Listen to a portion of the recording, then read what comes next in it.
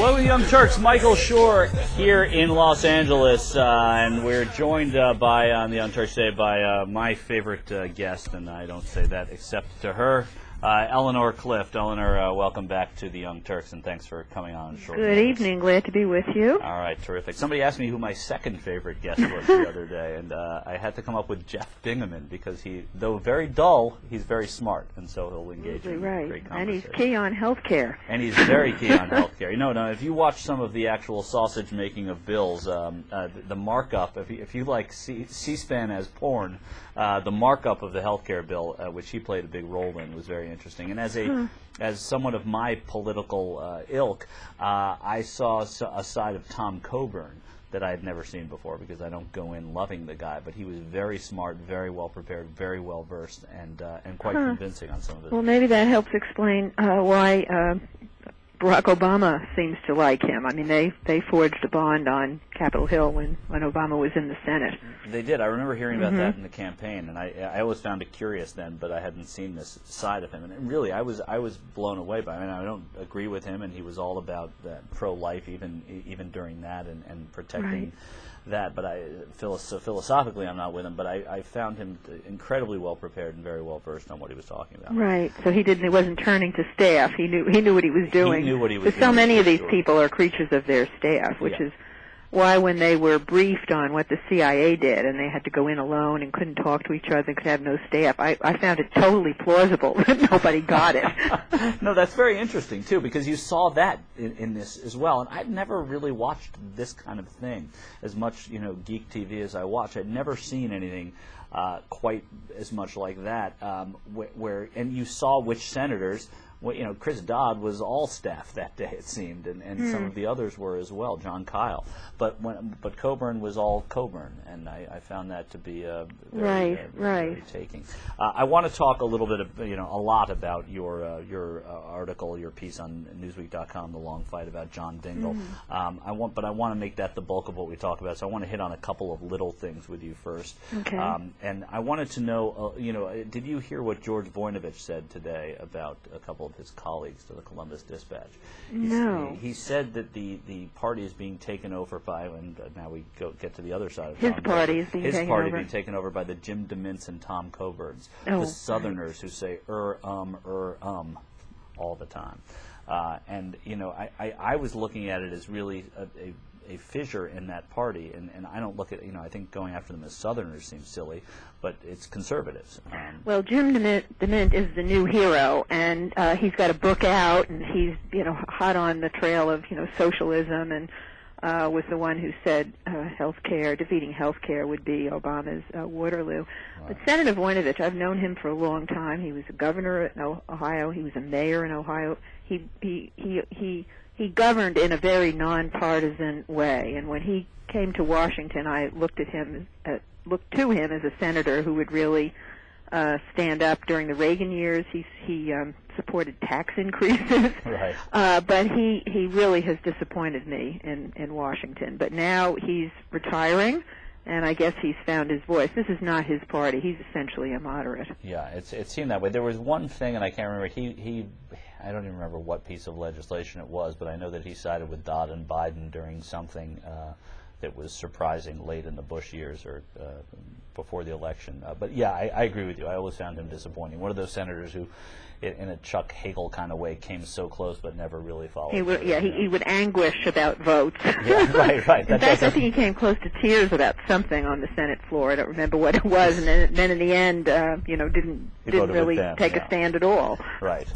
Which brings us to another one of his colleagues who is not going to run for re-election, Jim Bunning. At first I was delighted because I think the Senate is a better place without Jim Bunning, but as a Democrat, I'm thinking, well, maybe this isn't doing us any favors. It might have been better to have Jim Bunning running for Senate again. Oh, he would have been easier to knock off. Yeah. I think they have a pretty good candidate lined up. Yeah, so it should. I mean, it's sort of semi-good news that he's not. Good for the country. Good for the country, I guess. Yes, you have to take your lumps in that way. And then very quickly, why do you think? Tactically or otherwise, did Orrin Hatch and Chuck Grassley make their first votes against a Supreme Court nominee. Why did they choose Sonia Sotomayor to make that stand? Yeah, I think they have just come under such enormous pressure from the conservative base, but not only the conservative base, their leadership, such as it is, that they really did make this close to a vote about leadership. And I guess they've gotten persuaded that somehow this united front works for them. I mean, I don't see it, right? Yeah. But that is the strategy, and they were getting. If they had voted for her, the conservatives would say they folded, they lost their spine, and also if Ted Kennedy were there and could be a little more on the scene, I'm thinking maybe he could have turned something. He might have been able to turn Hatch, but I don't know what he would have done with Grassley. And finally, of all the new senators, you're there more than we are, certainly. Of everybody who is new in Washington right now, is there somebody out there who's making more of an impact than any of them? I'm talking about the people that were elected in this last cycle. Well, Senator McCaskill is clearly seen as Obama's surrogate in the Senate. And she's Missouri, which is certainly not a blue state. I think in the end, didn't it go for McCain in the end? In the end, it may have, yes. Yeah, and she's been one of the sort of quiet conservatives / moderates on health care and so forth. So, and, she has his ear. She's outspoken, so she's making an impression. And I think Amy Klobuchar also. She's a little bit more subtle than McCaskill. Yeah. But she has a nice sense of humor, and she's smart, and she really handled being the solo senator for a long time. No, she's been terrific. And she was great at the I don't know if it was the press dinner or the. That's right. I don't know which one it was because I can't tell them apart. But it certainly seemed that she was great at that dinner. Right. But let's go to healthcare, and I think the specific window that you opened to a lot of people who don't know about it in your article on Newsweek.com, and again we're speaking with Eleanor Clift. Is the story of John Dingell and his affiliation with that issue, and maybe if you could just give us a little. Right. Well, when I first came to Washington, John Dingell was this very scary figure, Big John, and he was the chairman of the Energy and Commerce Committee, and he was famous for the way he would grill witnesses, reduce people to tears even. Yeah. He was one of the real old bulls on Capitol Hill, and recently he commemorated the fact that he is the longest-serving member of Congress, I believe, ever.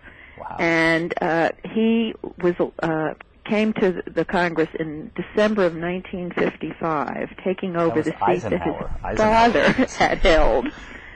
And his father worked with President Roosevelt, with FDR, on health care reform. And they thought they had something, but then the court-packing scandal derailed FDR's plans to follow up Medicare with, not Medicare, Social Security with health care.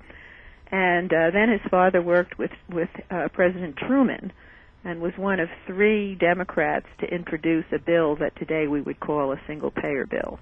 Right. And Truman, of course, fought for health care. And so now the son, John Dingell Jr., is 83 years old, has recently had, hips or knees or something replaced, and uses crutches to get around the Capitol. He's been deposed as the chairman of the committee. Henry Waxman of California took over.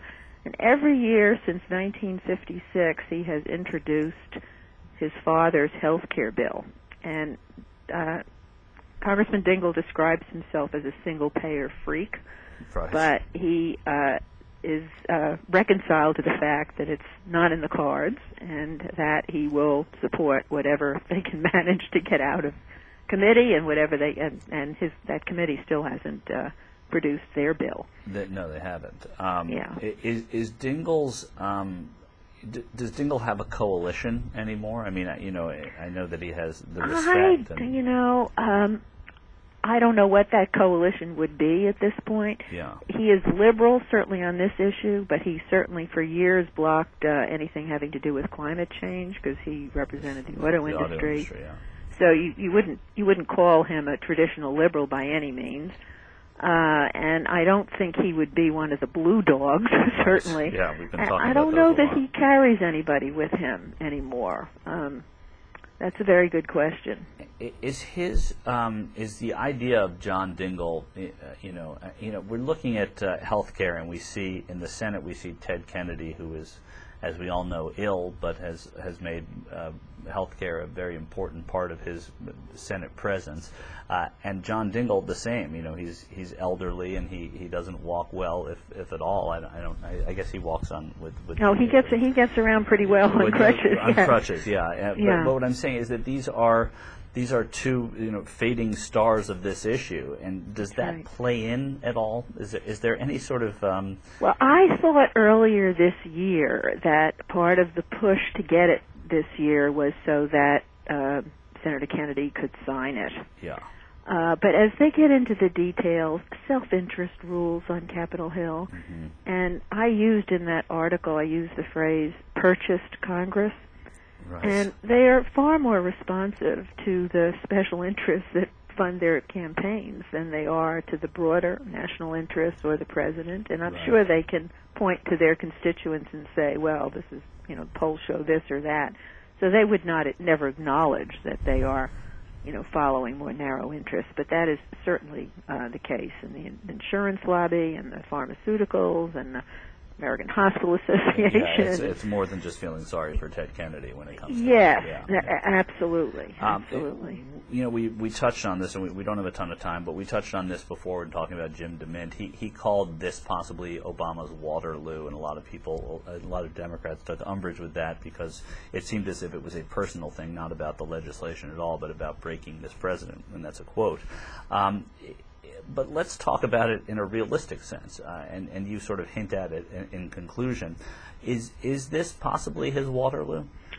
If the Democrats can't produce health care after all these many years and all these tries, with a Democratic president and significant majorities in the House and the Senate, I think they're in big trouble. Yeah. Now, which is why I think they'll produce something, and the president will sign something. And now it may not have a public option, it may not have a mandate, it may not have taxes on the rich. But I don't know what it will have. It'll be something that they can say is healthcare legislation. That's right, and I go back and forth on that in the sense that if you put something in place, you can then build on it. And I bumped into Congressman Markey in the Starbucks the other day, and he's the chairman of the committee that did the climate change bill. And he said, first of all, nobody thought they would even get it out of the House, and it surprised everybody that they actually got a bill. And then everybody said, oh, well, you only got a bill because you compromised and you watered it down so much. And he said, look, Medicaid did not pass in a day. You pass something, and then you add this group or that group, and you tweak it. And that's fantastic insight. Yeah, that is how it works. So, when I read it, there were strong words, and I don't want to ruin it, but ruin the article for our listeners. But you're saying that the rest of Obama's legislative agenda could fall like dominoes along with his presidency. I feel like success begets success on Capitol Hill, and if he gets health care, which would be enormous, I think his chances of getting climate change and significant financial regulatory overhaul, those chances go up significantly. If he loses, then he's seen as weakened. And it reminds me of when President Clinton, his first year, and he was begging he had to get enough Democrats to pass a budget, and he said, my presidency is at stake. And so I think that's the case. It's that urgent. Well, Eleanor Clift, thank you very much for joining us again at the last minute. I made a special push to have you on the show today, and I really appreciate your coming on. Can't get enough of the Young Turks? Well, then subscribe to the TYT's YouTube channel. What's the matter with you?